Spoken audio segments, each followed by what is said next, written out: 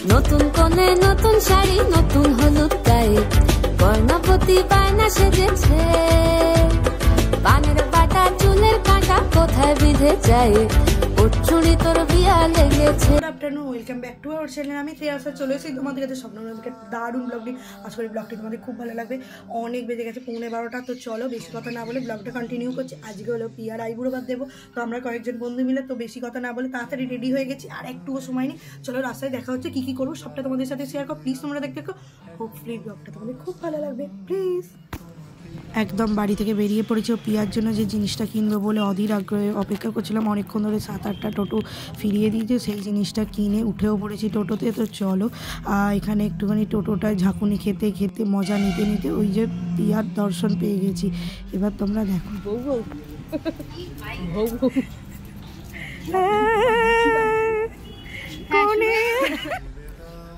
পিয়া না তাকিয়ে এদিকে দেখবি। This is for you. হ্যাঁ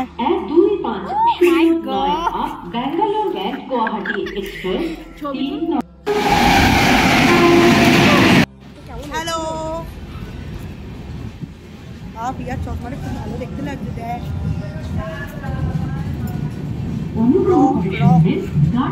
তিনজনে মিলে অনেক গল্প, ছবি তোলা, গিফট দেওয়া সমস্ত কিছু কমপ্লিট হয়ে গেছে। এখানে আমরা সবাই মিলে চলে যাচ্ছি রেস্টুরেন্টে।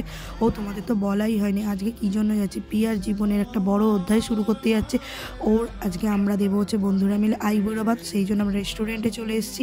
আর এই যেখানে পিয়া সুন্দর করে বউ রূপে সেজে আছে, তো এখনও বউ হয়নি, যাই হোক। এই যে মৌহা এখানে সামনে তো পিয়া দেখলে, আর এই যে হলো জোনাকি। তোমরা সবাই আমার ব্লগে মৌহাকে আর পিয়াকে তো দেখেইছো, জোনাকি ফার্স্ট টাইম। তো চলো বেশি কথা না বলে ওর থালিতে কী কী ছিল একবার দেখে নেওয়া যাক। ভাত, পোলাও, পাঁপড়, স্যালাড, লেবু, কাঁচকলা ভাজা, সিম ভাজা, আলু ভাজা, পটল ভাজা, বেগুন ভাজা, তার সাথে ছিল হচ্ছে ডাল, শুক্তো, আলু পোস্ত, চিকেন, মাটন, মাছ, চাটনি, পাঁপড়, দই, সমস্ত রকম জিনিস দিয়ে ওকে এবার আশীর্বাদ করার পালা। জানি বন্ধুদের আশীর্বাদের থেকে ভালোবাসাটাই বেশি থাকে। তো যাই হোক, সেই মুহূর্তটা তোমাদের সাথে শেয়ার করেছি। আর আমরা খেয়েছিলাম হচ্ছে মিক্স রাইস আর তার সাথে চিলি চিকেন। তো চলো প্রথমেই জোনাকি, আমি, মৌহা সবাই মিলে ওই সুন্দর মুহূর্তটা ক্রিয়েট করে দিই।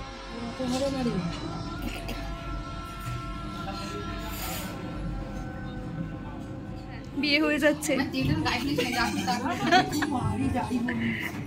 সুন্দর। পিয়ারও খাওয়া গেছে, আমাদেরও খাওয়া গেছে। অনেক গল্প করতে করতে এবার আমরা বেরিয়ে পড়েছি।